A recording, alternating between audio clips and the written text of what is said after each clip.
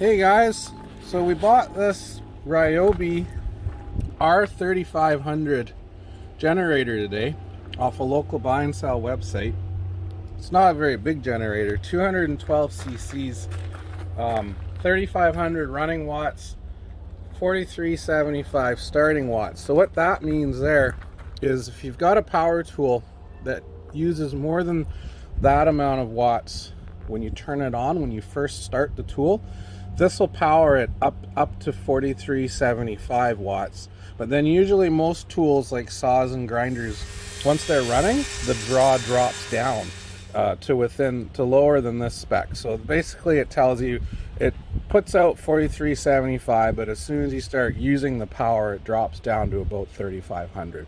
In reality, honestly, probably 3250, probably 4000. They like to up these numbers a bit to make you think it's better than it is. But anyways, it's still a good little generator.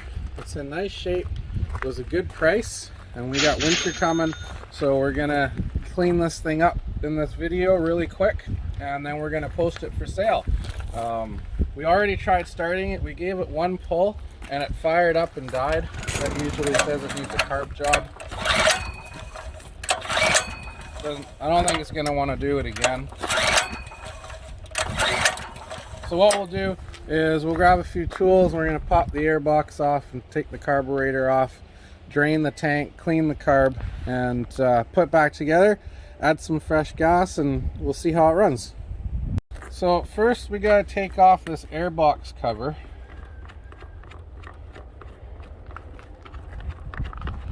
The guy we bought this from said he only used it a few times, and it shows. It looks like it doesn't have a lot of use on it.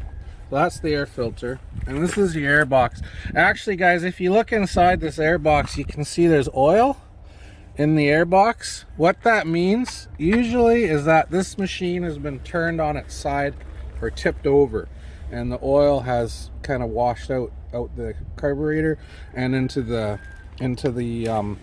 air box and air filter. So we'll have to clean that air filter, and we'll have to clean up this oil here, and I bet you the spark plug's fouled with oil, so we'll have to get a new spark plug. But this is a good sign. It doesn't ooze out stinky rotten gas. We're just gonna pull off this plastic air box cover if we can. And we got a couple bolts. Two 10 mils. Got a PCV hose back there. Let me pull that off. This is our fuel line right here. Try and pull that out of there. That's a fight. Okay, we'll just leave that there, guys. It's gonna be a little bit too much of a fight. So there's our carburetor. That's our choke lever. We'll put that back on later. There's our carb. So if we unhook our fuel line right there, and our two links, our link rod and our spring right there, this carb will pop off.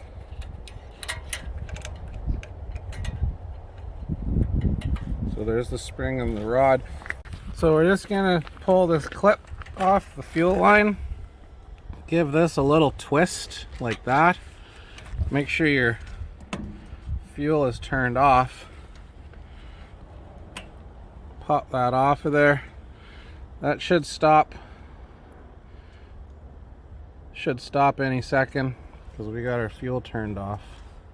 There you go. There's our carburetor.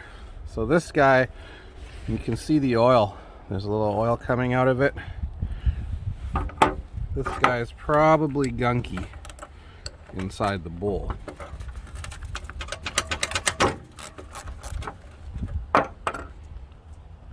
And what we'll have to do is pull the mainjet out and the emulsifier tube.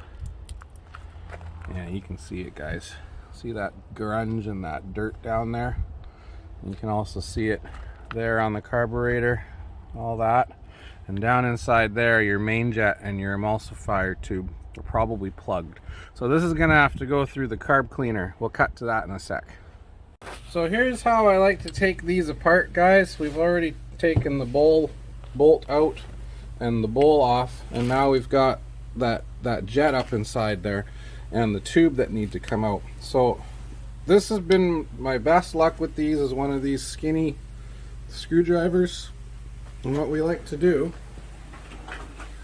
is put the carburetor in the vise just to hold it for us, because this does require some control and some pressure.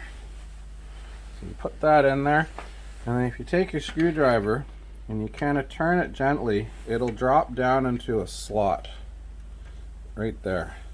And when you get into that slot, you want to put lots of pressure on it like that and turn it out. You can feel it starting to turn. You can hear it too. You can hear it too. Lots of pressure, guys. Don't let this slip, because what will happen is you'll chew up the slot on the jet inside, and you won't be able to get it out. It's going to be a nightmare to get out. Some of them you just can't get out. They fight you so much, you end up wrecking them, and you kind of got to live with it, or find another carburetor, use an easy out. So there's your main jet right there, guys. That has a little tiny hole down the middle of it. It's probably plugged. And then up inside, there's an emulsifier tube. You can actually see the top of the tube in the carburetor right there, that little gold tube right there. Oops, it just fell out, which is perfect. That's what we want. That's your emulsifier tube. So this will have little tiny holes in it, all those little tiny holes, and they'll have debris plugging them. So that needs to be poked out with a wire and cleaned, and this needs to be poked out with a wire and cleaned. Can you hold them in your hand for a moment? There they are. So that's your main jet and your emulsifier tube. And then this carburetor is going to want to soak in the ultrasonic carb cleaner to get rid of most of that. You're not going to get it like new, but you're going to get it clean enough to where it's going to work. So we're going to prep this stuff to drop in the ultrasonic cleaner, and we'll turn the camera back on. Do you take the float off when you do it? You should, but I don't. So here's our carb cleaner, guys. This thing's supposed to be hot when we use it. It's cold because we just got here and it's about 5 degrees outside. It's cold this weekend. We turned it on. It takes about an hour and a half to warm up. It works a lot better when it's hot. It works okay when it's cold. So we've got these little creme brulee. I bet you I didn't know that word, did you? These creme brulee glass things. So we put the jets in there like that, and our bowl like that. Sink it in. And then our carburetor, like in all my previous videos, that little pin vibrates out and we lose it. We're going to try again. See if we lose it or if it stays. Drop that in there. Set her for half an hour.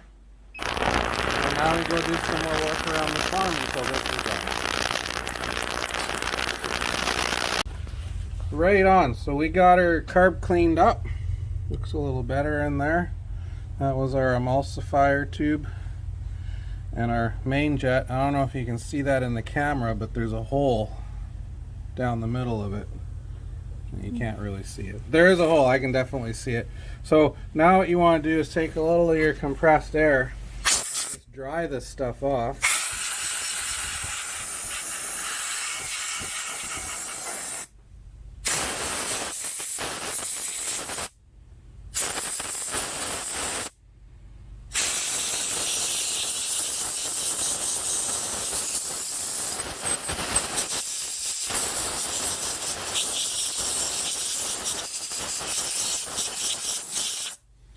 Alright, now what you want to do, take your emulsifier tube, and it's got a narrower end at the top and a wider end at the bottom, and you want to just slide it in with the narrow end in first, and then you notice your main jet has the little slot for the screwdriver. You can actually see there where the screwdriver kind of buggered it a little bit, but it'll still work. And you want to put it in on top, just like that. Then we take the handy dandy little screwdriver and you want to just thread that in there. Not super tight, but once it hits the bottom, just snug like that. And then you take your bowl and your gasket. You got your gasket there. Make sure The gasket's sitting down inside the groove like that. Does the bowl have to go on a certain way? It's nice to have this drain nut at the front so you can drain it, but that's the only reason. Like that cut there, that was we sharpened a reel mower in between the carb cleaning videos, and you guessed it, it's sharp. So now we're just gonna take our 10 mil, tighten the bowl nut on, and then we're gonna throw this back on the generator outside and see if she runs a little better or at all.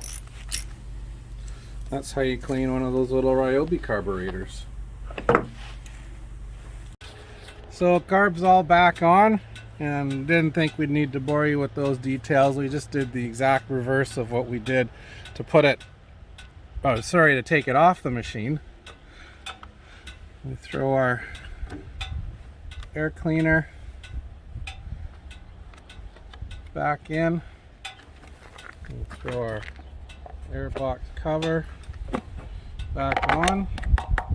We're gonna do an oil change on this thing because the oil's kind of gooky, but give her a clean and hopefully she sells quick, because we kind of drained our bank accounts into the tax-free account this week and we need to restock that baby. Okay, ready? Yeah.